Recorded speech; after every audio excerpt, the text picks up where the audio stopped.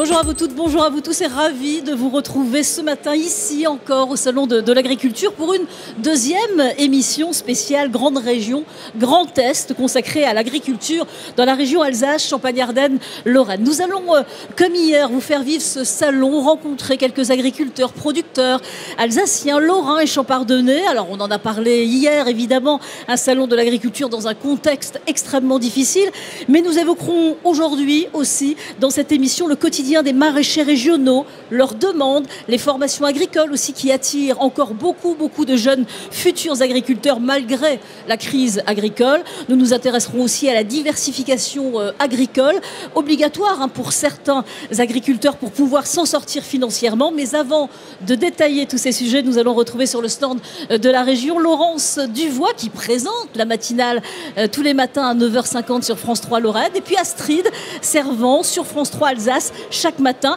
Elles vont m'accompagner tout au long de cette émission, évidemment. Bonjour Laurence, bonjour Astrid. Vous allez nous faire découvrir, comme hier, les 3 territoires de cette nouvelle région grâce à des agriculteurs, des producteurs, acteurs du monde agricole.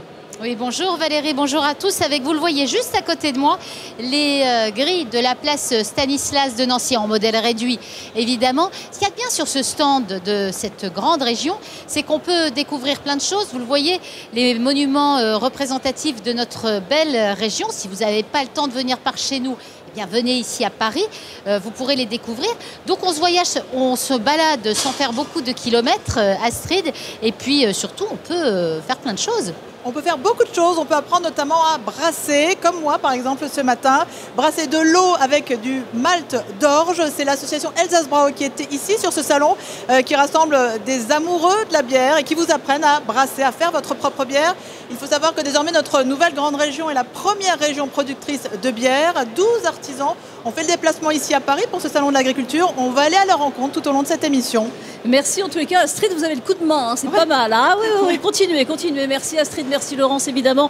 On vous retrouve dans quelques minutes dans cette émission. Bienvenue donc sur le plateau de cette matinale Grande Région, matinale Grand Est. Si vous venez de nous rejoindre à l'instant, vous êtes sur France 3 et nous vous proposons une émission consacrée donc à ce salon de l'agriculture dans la région ACAL. Nous allons évoquer avec mes invités donc le travail au quotidien des maraîchers régionaux. Comment font-ils pour s'en sortir en 2016? La formation des futurs agriculteurs et puis la diversification agricole. Pour répondre à mes questions, je reçois aujourd'hui sur ce plateau Jacques Rouchaussé. Bonjour Jacques Rouchaussé. Bonjour Valérie. Vous êtes maraîcher, vous êtes président des producteurs des légumes de France.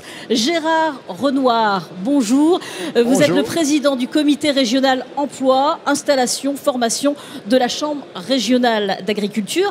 Et puis Isabelle Guillaumeau, bonjour. Vous êtes l'élue référente de Bienvenue à la ferme pour la Lorraine. Alors merci à vous, 3 en tous les cas, d'avoir accepté notre invitation. Nous sommes ici à Paris, au cœur de ce salon d'agriculture, dans un contexte, on le disait hier aussi, évidemment difficile. L'agriculture va mal, des baisses de charges sont proposées pour certains agriculteurs par le Premier ministre Manuel Valls, des aides qui seront versées prochainement aussi par la région aux agriculteurs. Qu'en pensez-vous de ces dispositifs mis en place, Jacques Rouchaussé? Est-ce que c'est assez? Pour dire c'est assez, je dirais non. Alors vous allez dire, les agriculteurs en veulent toujours plus. Mais aujourd'hui, quand on voit la différence que l'on peut avoir avec les pays de la communauté européenne, c'est ça qu'il faut voir. Vous prenez l'exemple de l'Allemagne, vous prenez l'exemple de l'Espagne, de l'Italie, et là on se rend compte de la différence du coût horaire sur nos exploitations. Et aujourd'hui, on s'aperçoit qu'on a quand même des sacrées différences. En Allemagne, c'est 8 €. En Espagne, c'est 6 €. En France, nous sommes à 11,50 €. Donc, comment voulez-vous avoir une équité au niveau de l'Europe? Nous avons fait l'Europe monétaire, très bien. Mais l'Europe sociale, va falloir peut-être faire quelque chose. Et puis vous demandez aussi, c'est ce que vous désirez, en tous les cas, c'est un changement carrément du système fiscal pour les producteurs. Mais je pense qu'aujourd'hui, il faut qu'on réfléchisse d'une manière différente. On sait très bien que sur le volet social, vous n'allez pas mettre l'Allemagne au même niveau que la France ou l'Espagne. Sinon, vous allez encore créer de la pauvreté peut-être dans ces pays-là. Quoique, ce que l'on propose aujourd'hui vis-à-vis d'un système assurantiel, alors soit une assurance revenu directement au niveau du producteur, ou alors la DPA, cette fameuse DPA, la dotation pour aléa, qui peut avoir un fonds de provisionnement financier au cas où nous fassions des mauvaises années. Alors, c'est-à-dire que c'est un peu contradictoire, parce que vous me dites pour les aides, il n'y en a pas assez, oui. Mais en revanche, vous voulez que les producteurs arrêtent justement de demander des aides, mais qu'ils mettent en place ce fonds de soutien. Donc c'est un peu contradictoire. Non, c'est pas contradictoire. Aujourd'hui, on sait que vis-à-vis du gouvernement, quand on demande des aides, déjà on a des catégories, et puis de toute façon, ça ne compense jamais les pertes qu'on peut avoir sur les exploitations. Ce que nous demandons, c'est que par rapport à cette provision pour aléas, on puisse l'adapter vis-à-vis du chiffre d'affaires des exploitations ou par rapport également à la masse salariale, un pourcentage. Quand vous avez une bonne année, eh bien, on provisionne, on met de côté, on va être très simple, on met de côté pour les mauvaises années. Et ensuite, quand on a une mauvaise année, eh bien, on défiscalise, on ressort cet argent qui est mis de côté pour subvenir aux revenus du producteur de manière à ce qu'il soit décent. Bon, ça c'est donc le projet, vous voulez mettre ça en place, je le répète, hein, la région ACAL, c'est quand même la deuxième région agricole de France. Et oui, deuxième région agricole de France. Alors on l'a compris, Jacques Rouchaussé, vous voulez donc un changement du système fiscal des producteurs, vous voulez aussi mettre en place ce fonds de soutien, et puis vous voulez créer des pôles de concentration. Expliquez-nous votre idée. Oui, je pense qu'aujourd'hui, il faut qu'on réfléchisse aussi d'une manière différente de pouvoir approvisionner les collectivités locales territoriales.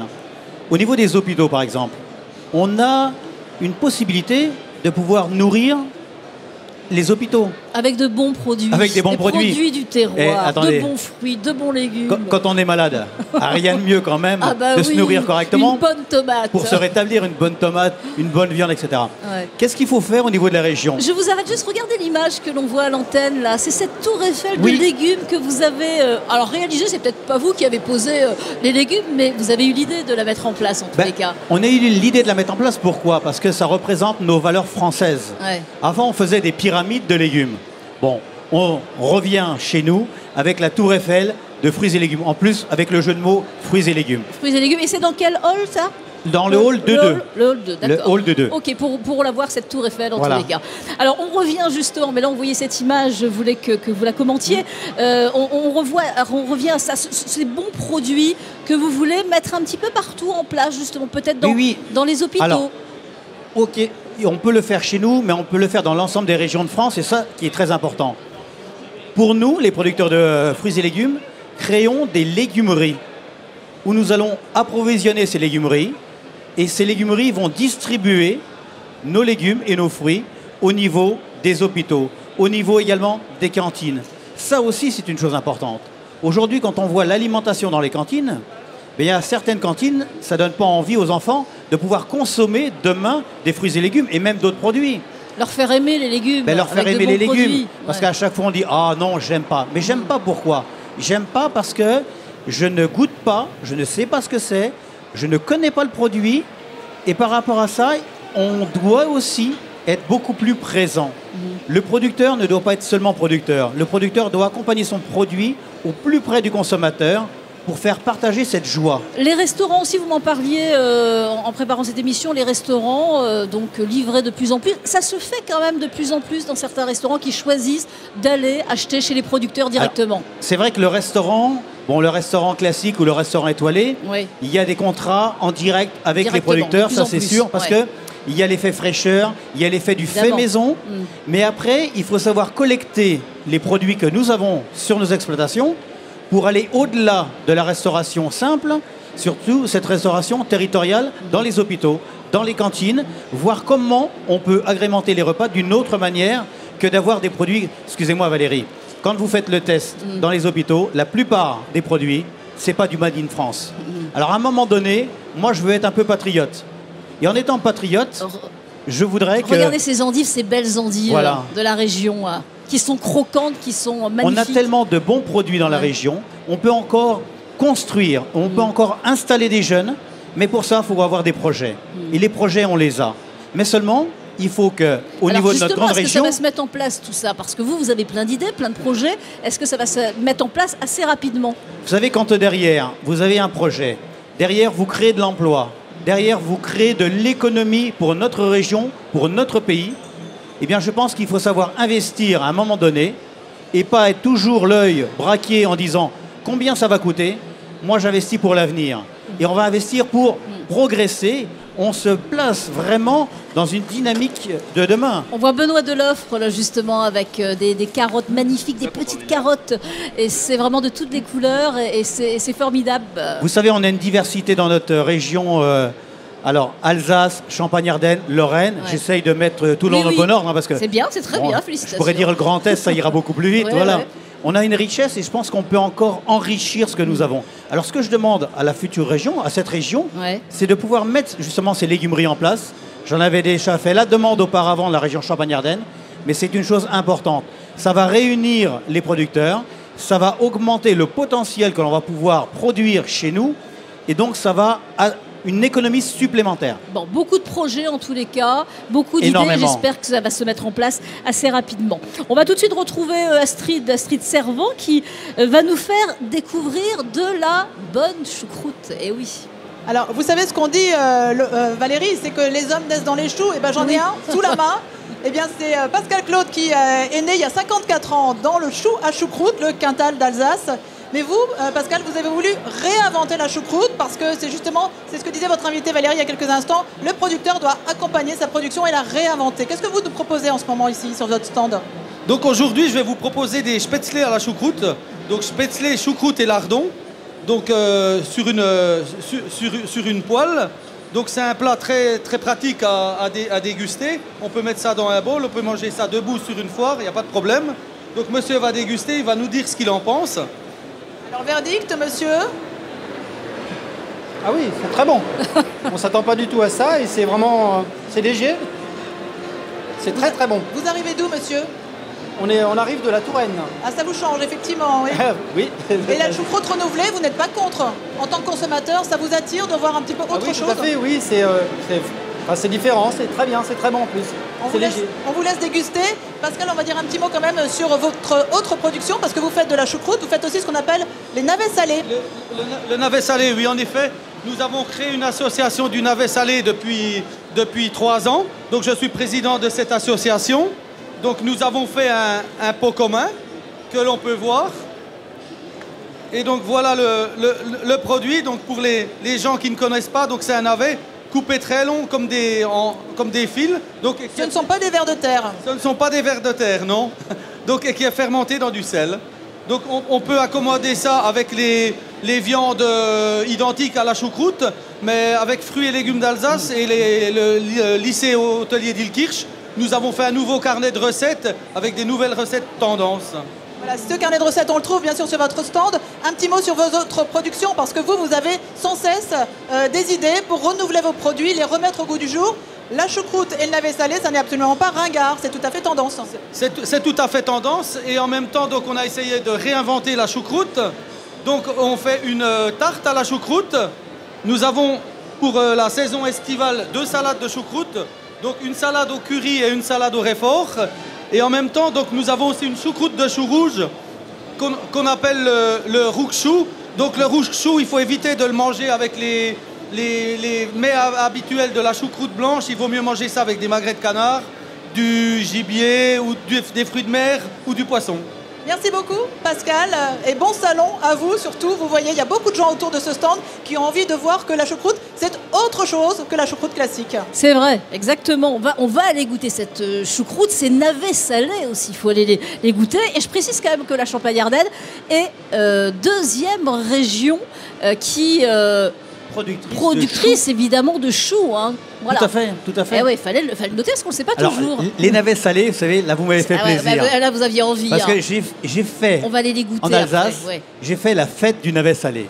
C'est extraordinaire. Et quel souvenir. Est-ce qu'on a un petit peu de temps? Pas beaucoup. Non, rapide, parce qu'avec le navet, il y a également d'autres choses que l'on peut faire. Parce que le navet, on le connaît comme ça dans le pot-au-feu.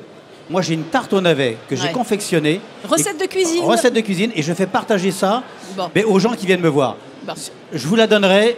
On fera une autre émission spéciale sur le navet. Exactement. Voilà. Vous viendrez parce qu'il y a la rubrique cuisine souvent le lundi, donc vous viendrez. Je viendrai vous la faire cette tarte au navet. Jacques Renoir, je rappelle que vous êtes le président du comité régional emploi, installation, formation de la Chambre régionale d'agriculture. Alors la crise des agriculteurs, on le dit, est d'actualité, mais pourtant les lycées agricoles, j'ai constaté que les lycées agricoles sont vraiment en augmentation chaque année. De plus en plus de jeunes s'inscrivent justement pour ces études. Alors, La caractéristique essentielle qui marque le paysage de l'enseignement agricole, c'est le fait qu'il n'y a plus que 17% en moyenne sur nos 3 régions de jeunes qui sont issus du milieu agricole et qui fréquentent les établissements agricoles, contre plus de 80% donc, qui viennent d'autres milieux. Oui, c'est ça. Il y a une majorité de jeunes qui ne font pas partie de c'est une majorité écrasante. De familles. Donc, ce qui veut dire que le métier attire encore, enfin que les métiers, parce qu'il n'y a pas un métier en agriculture, il y en a une multitude, mais la grande diversité des métiers de l'agriculture attire beaucoup de jeunes, que ce soit dans la production, que ce soit dans la gestion de l'espace, dans l'environnement, dans la transformation et dans les services. Donc on a effectivement beaucoup de jeunes qui s'intéressent, et sans doute parce qu'il y a aussi une réelle économie derrière. Les chiffres qu'on vient de nous présenter le traduisent. La grande région ACAL, c'est 13% de la richesse agricole de notre pays, et c'est surtout 118 000 emplois directement corrélés à la production, et 160 000 si on y ajoute la forêt. Alors on donc, le dit, emploi égale formation aussi. Exactement. Alors ces jeunes justement qui ne sont pas issus d'une famille agricole, on le constate, ils n'ont pas peur, ils ne sont pas frileux pour ce métier.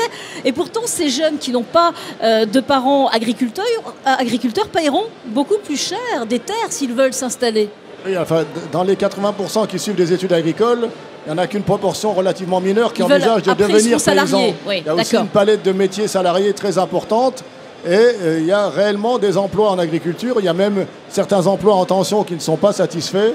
On estime aujourd'hui, une enquête récente fait apparaître qu'il y aura dans les 10 années à venir un besoin en emploi sur notre grande région de plus de 20 000 emplois, dont il y a vraiment des formations qui aboutiront à des CDI, des CDD avant peut-être, et des CDI. Le taux d'insertion sorti des études à 6 mois de sortie de l'école, donc c'est très récent derrière la fin des études, et à plus de 80%. Ouais, il y a beaucoup de propositions d'emploi, on le constate avec des remplacements aussi réguliers. Il y a quelques métiers leurres, il faut aussi le reconnaître, notamment les métiers liés à la transition énergétique. Sont des métiers annoncés par le monde politique, mais qui ne sont pas encore une réalité totale aujourd'hui. Ça viendra sans doute. Bon, il y a aussi des métiers autour de l'environnement. Moi, je me souviens d'une formation BTS Génie de l'eau. On en formait 20 par an, il y avait 2 emplois. Mais par contre, il y a plein de métiers, notamment liés à la production, qui sont ouverts aujourd'hui et qui trouvent difficilement.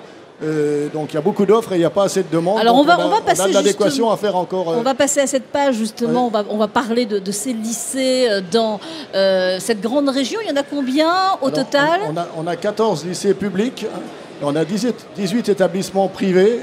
La proportion la relation public-privé en Lorraine est un peu l'inverse de la proportion française. On a plus de privés en France, mais moins en ACAL. Donc on est 40-60 en gros, alors que la proportion nationale, c'est l'inverse. Alors des formations, maintenant différentes formations, mais ils apprennent tout, le droit, la comptabilité, énormément de choses. Les formations accompagnent l'évolution des métiers. Les métiers sont de plus en plus techniques, sont de plus en plus pointus au plan de la gestion, etc. On assiste à l'introduction en agriculture de tout le numérique. On pourrait même dire qu'on est une profession plutôt branchée et en avance sur d'autres. Donc on est obligé d'intégrer tout ça dans nos formations et on a des formations en constante évolution pour suivre l'évolution de nos métiers. Alors l'évolution des métiers, évidemment, c'est la période, là je pense. Et puis on constate qu'il y a de plus en plus de filles qui s'inscrivent, on en avait parlé. Il y a de plus en plus de filles qui s'inscrivent. On se demande même des fois où sont passés les hommes. On est à un ratio aujourd'hui à peu près équilibré entre les jeunes femmes et les jeunes hommes qui suivent des formations. Et notamment dans les formations d'ingénieurs, on a même un ratio en faveur des jeunes femmes. Donc c'est particulier, mais c'est aussi lié à l'évolution de nos métiers. Nos métiers ne sont plus des métiers qui donnent une image de pénibilité, de rudesse, etc. Aujourd'hui, nos métiers sont totalement accessibles, indifféremment du sexe. Alors plusieurs évidemment formations. Là, c'est peut-être la bonne période pour se renseigner et pour s'inscrire pour la rentrée prochaine. C'est à partir de septembre, c'est ça? Alors les rentrées sont généralement en septembre, même un peu sur octobre et novembre, puisqu'on essaye de les échelonner, notamment en formation continue, parce qu'il faut... La première étape, c'est l'accueil en formation initiale scolaire, puis ensuite les formations continues prennent le relais. Ouvert pour... alors c'est proposé à des jeunes, mais moins jeunes aussi? Oui, alors la formation continue, il n'y a pas d'âge. L'apprentissage, c'est plafonné à 26 ans. Et l'initial scolaire, ça dépend du cursus scolaire, mais généralement, on assiste maintenant à un vieillissement de nos étudiants. Comme ils ne sont pas trop pressés de rentrer dans la vie active et qu'ils sont bien chez leurs parents, ils peuvent traîner dans les études jusqu'à 27-28 ans. Comment ça se passe? Il y a un concours, il y a un dossier à remplir. Évidemment, il y a un concours. Comment ça se passe pour il y a encore des formations par concours, mais beaucoup de formations sont ouvertes sans concours et simplement sur examen du dossier, donc validation des acquis et examen individuel. On personnalise de plus en plus les formations. On a même des formations quasiment à la carte. Sur une même formation, on peut avoir des stagiaires qui font la formation dans toute sa durée et d'autres qui n'en font qu'à la moitié parce qu'ils ont déjà acquis une partie de l'expérience. Bon, et puis rassurez-vous, s'il y a beaucoup de formations, si vous ne savez pas quelle formation choisir, la mission évidemment de la Chambre régionale d'agriculture, c'est d'aider, c'est de vous aider justement à choisir votre formation. Alors vous les conseillez peut-être à se diversifier pour réussir à mieux vivre. On va en parler justement de cette diversification des agriculteurs dans quelques minutes, mais pour l'instant on va retrouver tout de suite Laurence Duvois. Laurence Duvois, vous êtes en compagnie d'un confisier. Ouais. Confiseur, oui Valérie. Regardez. Confiseur, bien sûr. Regardez ces belles pierres précieuses. Ce sont les bonbons de la confiserie des Hauts-de-Vosges à plein fin. De véritables bijoux qui font rayonner ce village. Monsieur Claude Pierre, vous êtes l'un des fondateurs de cette confiserie. Vous faites rayonner ces bonbons sur tout le territoire, si j'ose dire, car vous êtes la première entreprise de Lorraine agroalimentaire la plus visitée. La 5e de France, 200 000 visiteurs par an. Monsieur Claude Pierre, c'est quoi votre secret? Non, je dirais même qu'on a été élu première confiserie, au niveau agroalimentaire, premier de France. Alors encore là, je suis renseigné en plus. Non, mais c'est pas grave, on est humble. Non, mais notre secret, je pense que c'est le travail de 30 ans maintenant déjà. Et puis la qualité, bien sûr, surtout l'accueil des Beauvaugiens qui fait plaisir à tous les visiteurs de venir nous voir à plein fin pour visiter notre fabrique de bonbons. Mais comment vous arrivez à faire venir des bus, des milliers de visiteurs dans un coin qui est un peu perdu, c'est pas très loin de Gérardmer. Il n'y a que ça à plein fin, il n'y a que la confiserie, il faut le dire quand même. Oui, je ne vais pas dire qu'il n'y a que ça parce que je vais vexer certains Plainfinois, mais c'est vrai qu'on est dans un tout petit village et on a réussi à faire venir autant de monde comme ça, c'est sans le vouloir vraiment... sans le vouloir, voilà, c'est fait par la qualité, par les gens, le bouche à oreille, beaucoup. Oui, bien sûr, et c'est vrai qu'il faut les goûter, ces bonbons. C'est fait de façon totalement artisanale, il faut quand même le dire. Tout à fait. Non, nous, on est resté en fabrication artisanale. Vous voyez, ces bonbons, ils sont encore cassés à la main. Ouais. Et c'est notre personnel donc, qui casse encore toutes ces grandes plaques de bonbons manuellement pour obtenir cette qualité que vous voyez là. Et je vous demanderai bien sûr de goûter tout à l'heure. Vous allez voir que c'est délicieux. Oui, tout à fait. Et vous n'avez jamais voulu jouer dans la cour des grands, monsieur Claude Pierre? Non, parce que c'est un petit peu comme quand j'étais à l'école, vous voyez. J'étais toujours bon. J'étais toujours dans les premiers, mais toujours dans la classe de derrière. Et je pense que à la confiserie, c'est pareil. On est grand, mais chez les petits. Et si on passe chez les grands, on risque d'être dernier chez les grands. Vaut mieux être grand chez les petits, n'est-ce pas? Vous avez tout compris, j'espère. En tout cas, bravo pour tout ce que vous faites, parce que c'est vrai que c'est absolument extraordinaire. Un chiffre qu'il vous faut absolument entendre. Vous avez vendu combien de tonnes pour l'instant de bonbons au salon? On est encore bloqué sur autour de 2 tonnes, mais 2 tonnes 2, on va dépasser les 3 tonnes, j'y crois fermement, d'ici dimanche soir. Sachant qu'un bonbon, ça pèse combien? Un petit bijou comme ça? Un petit bijou comme ça, c'est pas très lourd. Un petit bijou comme ça fait 5 grammes. Vous imaginez, les chiffres parlent d'eux-mêmes, Valérie, c'est complètement dingue. Enfin, moi, je vous invite vraiment à venir faire un tour du côté de ce stand de la confiserie des Hauts-de-Vosges à plein fin. Merci beaucoup, monsieur Claude Pierre, et bon salon. C'est nous qui vous remercions, toute l'équipe de la CDHV. J'ai oublié de dire que mon frère et ma sœur, bien sûr, étaient associés avec moi. C'est grâce à mon frère si je suis là aujourd'hui. Et oui, c'est une histoire de famille aussi. Exactement. Merci Laurence Duvois. Et puis 2 tonnes de bonbons vendus, mais je ne suis pas encore passée en acheter, donc il y en a encore plus, évidemment. Je ne suis pas allé non plus, mais je vais y aller après. Donc, vous voyez que ça donne envie quand même, parce que quand on est sur le salon de l'agriculture, c'est ça. C'est l'enthousiasme des gens. Et on On donne du plaisir. Regardez un peu le plateau. Sur ce plateau, tous ces produits régionaux et de bons produits de l'origine régionaux. France, encore une fois, rien Exactement. que l'origine France. Alors on s'est intéressé aux formations des futurs agriculteurs, ces jeunes qui apprennent aussi à se diversifier. C'est obligatoire actuellement, hein, pratiquement, pour un agriculteur de se diversifier pour pouvoir vivre correctement. Isabelle Guillaumeau, bonjour. Bonjour. Vous êtes, je le rappelle, l'élue référente pour la Lorraine de Bienvenue à la ferme. Vous êtes aussi éleveuse de brebis. Oui, éleveuse.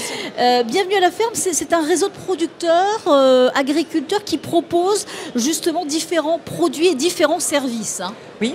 Donc Bienvenue à la ferme, c'est la marque nationale des chambres d'agriculture et qui propose différentes activités. Vous avez l'activité des loisirs, l'activité de la restauration avec ce qui est ferme auberge, l'activité des produits fermiers et tout ce qui est séjour avec chambre d'hôte, gîte rural. Voilà, alors maintenant, est-ce que c'est vraiment obligatoire justement pour pouvoir mieux vivre de se diversifier ? Oui, ça apporte une valeur ajoutée, puis ça développe aussi le contact avec le public qu'on peut avoir. Et on se démarque par rapport à d'autres. Alors là, on vous voit chez vous, hein. Exactement. Oui. Allez, Dolly, on vous voit. On vous voit. Vous êtes allé dans les archives, voilà, là. Exactement, on vous voit. Alors, combien d'agriculteurs ont rejoint le réseau Bienvenue à la ferme ? Donc, sur la Lorraine, on a à peu près 190 adhérents, Bienvenue à la ferme. Donc, toute production confondue, entre séjour... Donc, ils proposent des chambres d'hôtes, qui proposent de visiter, par exemple, la ferme. C'est intéressant d'aller en famille visiter la ferme. Qui proposent des produits aussi. Oui, donc l'avantage de Bienvenue à la ferme, c'est-à-dire que quand on accueille une famille en gîte rural ou en chambre d'hôte, on propose toujours la visite de l'exploitation avec un temps d'accueil et puis quelques petits produits fermiers qu'on fait déguster à nos Donc on peut acheter vacanciers. Directement des produits fermiers en vente directe, avec pour vous évidemment une meilleure marge, hein, c'est important. La plus-value est pour nous. Voilà. Évidemment, de visiter les fermes, des chambres d'hôtes. Alors on se dit que c'est du travail, beaucoup de travail évidemment en plus. Vous organisez, est-ce que vous embauchez ou pas du tout justement ? Non, aujourd'hui beaucoup d'agriculteurs qui sont dans la diversification, c'est une charge de travail en plus pour eux. Mais il n'y a pas encore d'embauche. Il y a des normes évidemment à respecter, hein, de sécurité si vous recevez des enfants pour une visite dans votre ferme. Il y a aussi des normes d'hygiène dans un laboratoire, mais aussi pour les chambres d'hôtes. Là, il y a peut-être des travaux pour les chambres d'hôtes. Il y a un coût supplémentaire. Vous avez des aides pour ça ? Certains choisissent des aides par rapport à une région, mais bon, beaucoup font maintenant sans les aides, puisque souvent le dossier est long à instruire. Donc, quand les gens ont décidé de passer à l'acte, donc. Mais c'est un autre métier, voilà. Chambre d'hôte par exemple. C'est un autre métier, oui. Comme les produits fermiers, on entre dans un métier de commerce, donc c'est totalement différent. Mais bon, mais ça vaut le coup. Ça vaut le coup quand même. C'est intéressant. C'est un autre contact. C'est un autre contact. Voilà. Alors, ils reçoivent justement, ils ne peuvent pas s'installer comme ça et Bienvenue à la ferme. Non, évidemment, ils reçoivent un agrément. Cet agrément peut être retiré après vérification à tout moment, hein, c'est ça ? À tout moment. Donc, c'est un cahier des charges. Donc, chaque département a contribué à l'élaboration du cahier des charges national.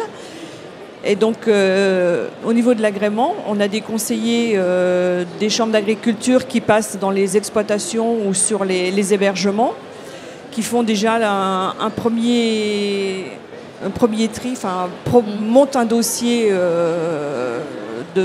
par rapport au cahier des charges. Et après, il y a un comité d'agrément qui se réunit régulièrement, donc avec des élus, avec des utilisateurs et puis les conseillers, et on regarde si ça correspond bien à donc c'est ce cahier des charges demande. Vraiment vérifié, contrôlé. Voilà. Qu'en pensez-vous ? C'est plutôt intéressant, ça. Mais c'est intéressant. Je pense qu'au niveau de l'agriculture aujourd'hui, on voit cette diversification qui s'installe chez l'agriculteur. Effectivement, l'agriculteur, qu'est-ce qu'il va rechercher ? Il va rechercher un revenu supplémentaire, puisque aujourd'hui, dans la rémunération de son propre travail, il n'y arrive pas. Et donc, le réseau Bienvenue à la ferme est une diversification extraordinaire, qui correspond également à certaines attentes du consommateur. Quand vous allez chercher votre fromage, vous allez chercher votre saucisson, vos fruits et légumes, votre viande même, directement chez le fermier. Il y a le contact. Il y a le contact. Vous savez, c'est ça qui nous manque aujourd'hui. On sait d'où ils viennent, justement, ces produits. Il faut raconter une histoire. Et c'est l'histoire de notre métier qu'il faut raconter par rapport à ça. Ni plus ni moins. On recrée une convivialité, vous recréez une confiance avec le consommateur, et là, c'est formidable. Alors, c'est vrai, quand on dit « Ah, on a des normes, on a tout ça », et ce qu'il faut aussi se dire à un moment donné, et ça, je lance un appel national, la suradministration, pour pouvoir faire des dossiers de bienvenue à la ferme, ça suffit. Parce qu'à un moment donné, quand on regarde ça, on se dit on ne veut plus d'aide parce qu'il y a ça à remplir. Oui, mais franchement, là, le travail qu'ils font, ils se remettent en question, ils repartent d'un autre pied, tout ça, eh bien, pour s'ouvrir vers le consommateur. C'est une complémentarité dans notre agriculture qui est déjà très riche. Et puis si vous voulez justement avoir toutes les adresses, il y a des guides dans les régions. Chaque région, donc on édite chaque territoire. Donc on a un guide accueil séjour en ferme et on a un guide produits fermiers. Donc, avec toutes les adresses, on voit le site internet avec la à petite fleur, parce que c'est l'emblème des chambres d'agriculture. Donc bienvenue, c'est la petite fleur. Voilà, exactement, c'est la petite fleur. Vous voyez, et cherchez, bienvenue à la ferme. Il y a énormément de propositions avec de bons produits, et puis des chambres d'hôtes si vous voulez aller passer une nuit, 2 nuits, ou même plus, et en famille.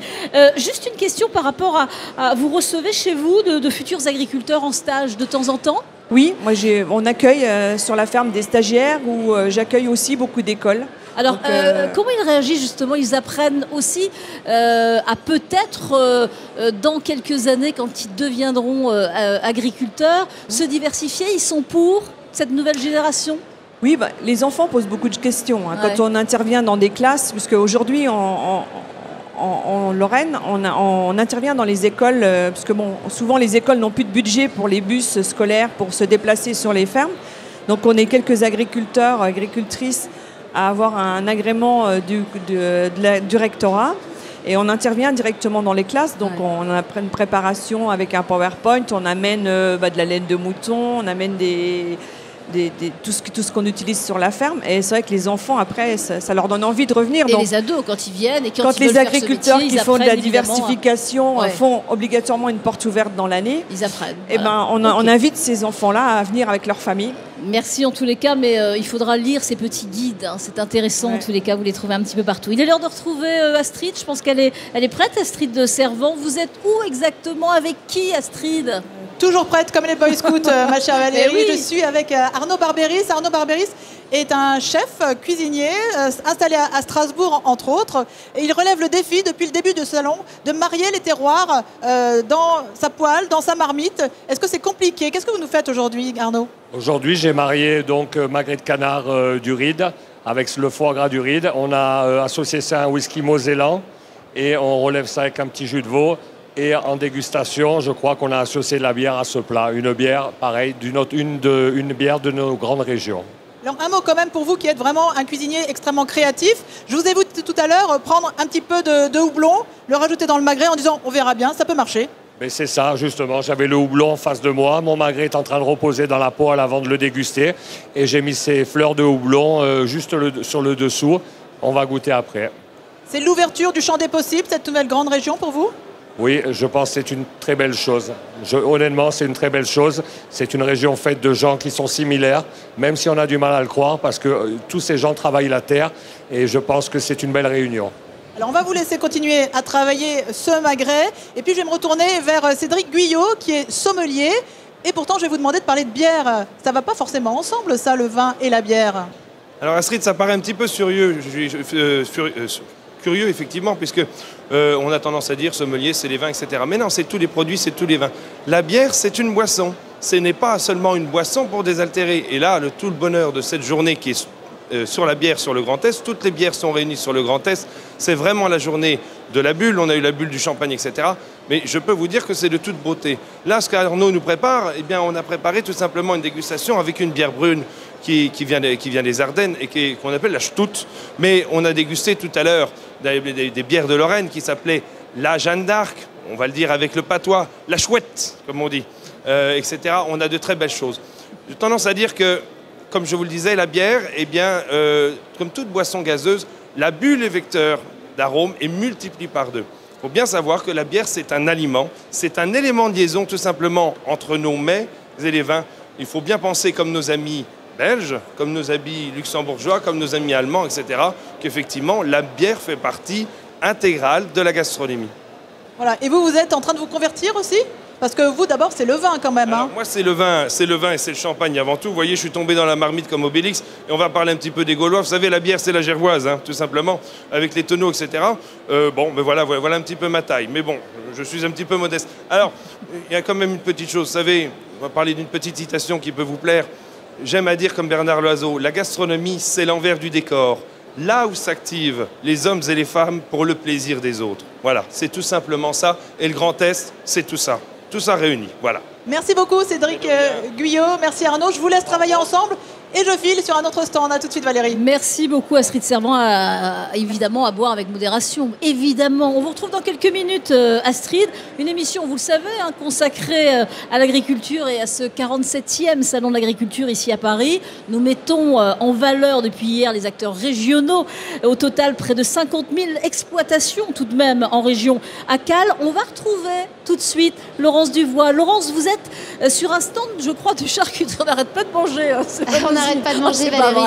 Et vous voyez les produits que vous voyez à l'antenne, les fumées, les saucisses, les charcuteries. Non seulement ils sont beaux, mais ils sentent hyper bons. Ils sont fabriqués au Tauly, dans les Vosges, par la charcuterie Pierrat. À mes côtés, justement, Stéphanie Pierrat, présidente, directrice générale, et son neveu, Arthur. Merci de nous accueillir. Puis ce sont des produits qui cartonnent parce qu'ils ont été primés.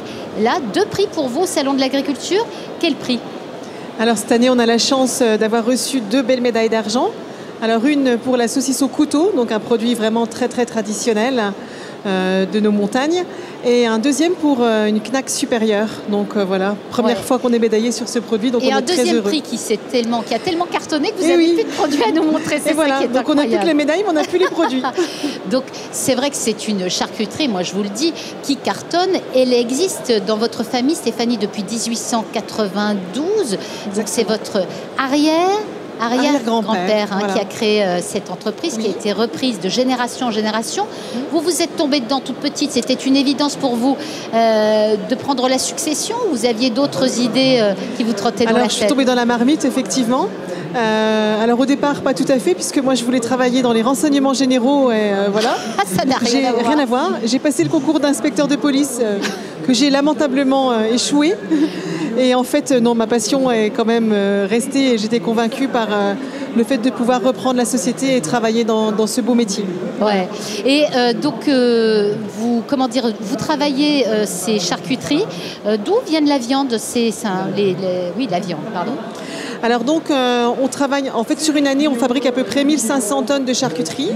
Et la majorité de nos approvisionnements en matières premières en viande, c'est-à-dire 70%, proviennent de la région, donc Lorraine, Champagne-Ardenne et Franche-Comté et Alsace. Voilà, donc on est resté vraiment complètement dans la grande région depuis pas mal de temps. On est dans la tendance depuis toujours finalement. C'est pas un souci. Voilà. Comment faire évoluer la charcuterie, vos projets rapidement?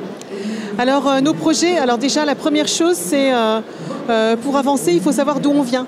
Donc mon idée c'est de conserver notre savoir-faire, notre tradition, ne pas se perdre, mais aussi coller vraiment à ce que les consommateurs souhaitent aujourd'hui manger. Donc c'est un savant mariage de la modernité et de la tradition.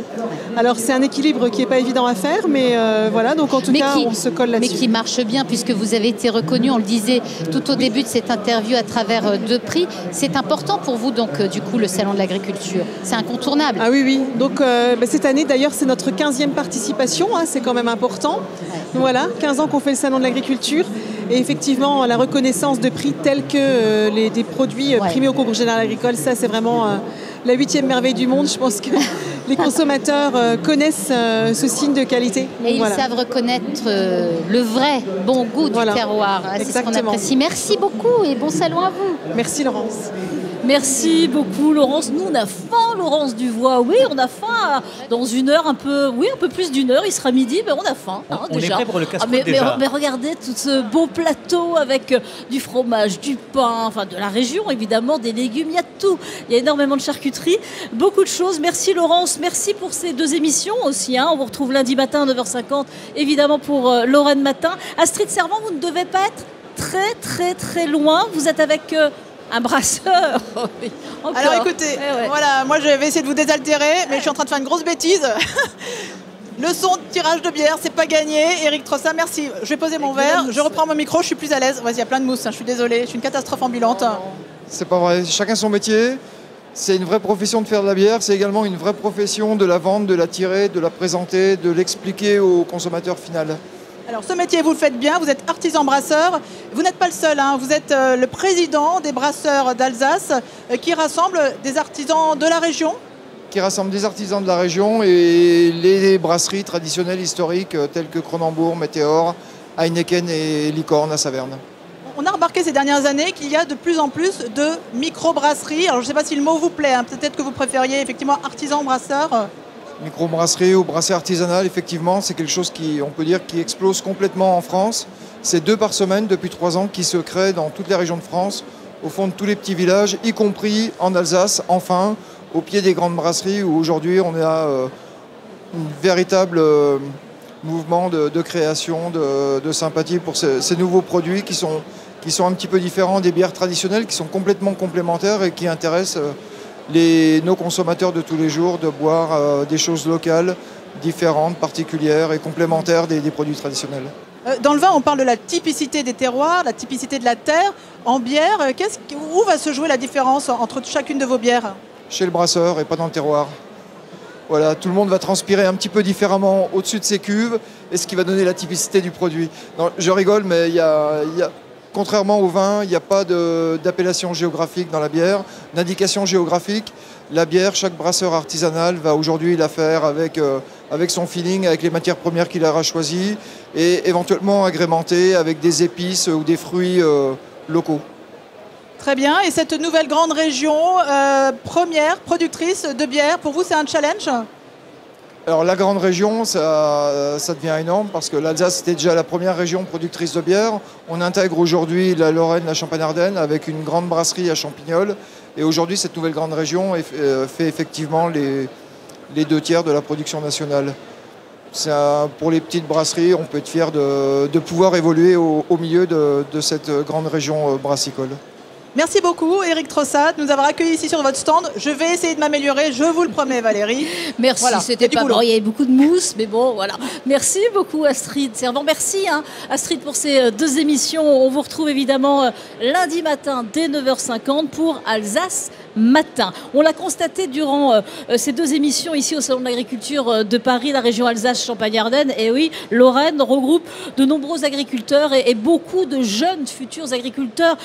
Gérard Renoir, dites-moi, pensez-vous que la nouvelle génération justement d'agriculteurs pourra mieux vivre grâce à toutes les connaissances qu'ils ont lors de toutes ces formations, vraiment des formations perfectionnées? En tout cas, notre agriculture en ce moment traverse une petite dépression, mais pour autant l'agriculture reste une solution et en tout cas va apporter une solution à tous les défis qui se présentent devant notre société, hein, qu'ils soient alimentaires, le défi de l'emploi, le défi de l'environnement, le défi de l'énergie. Donc c'est un vrai secteur d'avenir, mais pour embrasser avec sérénité un secteur d'avenir, il faut être bien formé. L'appareil de formation lorrain, l'appareil de formation champardonnais, l'appareil de formation alsacien sont en capacité de répondre à ce défi d'une qualité et d'une compétence professionnelle totalement adaptée aux enjeux. Vraiment des formations perfectionnées, renseignez-vous si ça vous intéresse. Jacques Rouchaussé, merci d'avoir accepté notre invitation sur ce plateau. J'espère que ça va fonctionner pour vous. Vous nous conseillez un stand là ? Venez alors au hall 2 pour voir naturellement. Évidemment. Mais sinon, dans notre stand Champagne-Ardenne, Alsace-Lorraine, il y a énormément de choses à voir. Vous savez, Valérie, ce qu'il faut partager aujourd'hui, et ça c'est important, le plaisir avec le consommateur, il est là. On a des difficultés, il faut surmonter ces difficultés. On a une belle région. Évidemment, il faut continuer à acheter chez les producteurs, aller déplacer dans les magasins. L'origine France, l'origine régionale, c'est ça qu'il faut regarder. Parce que si vous aimez votre agriculture, choisissez bien, ne vous trompez pas. Ce qu'on demande, c'est moins de normes, plus de prix, et l'agriculture va rayonner d'une manière, alors, extraordinaire. Et on y croit encore. Déplacez-vous et c'est voilà. bien, c'est bien d'y croire. Il faut y croire. Merci en tous les cas, voilà, cette émission se termine. Merci de l'avoir suivie, merci à vous, tous les 3, en tous les cas d'avoir accepté notre invitation. Jacques Rouchaussé, Gérard Renoir, Isabelle Guillaumont. Et puis merci à Astrid Servan et merci à Laurence Duvois de m'avoir accompagnée. hier et aujourd'hui. Ça a été un réel plaisir, une belle expérience en tous les cas avec vous deux pour cette émission Grande Région. Merci à l'équipe technique, car dans le car évidemment, Régie, et puis sur le plateau, merci aux réalisateurs Loïc Lemarchand, l'assistant réal Claude Gonquet, la script Coco Escoffier, Christophe Delot, le rédacteur en chef adjoint, et puis Laetitia Lecornet, l'assistante de plateau. Merci aussi aux maquilleuses et rendez-vous lundi matin. Je vous donne rendez-vous lundi matin dès 9h50. J'aurai le plaisir de vous retrouver en Champagne-Ardenne pour votre magazine de société Champagne-Ardenne matin en direct évidemment. Passez une excellente journée. Je vous propose tout de suite de prendre connaissance de l'actualité régionale. Le flash est tout de suite.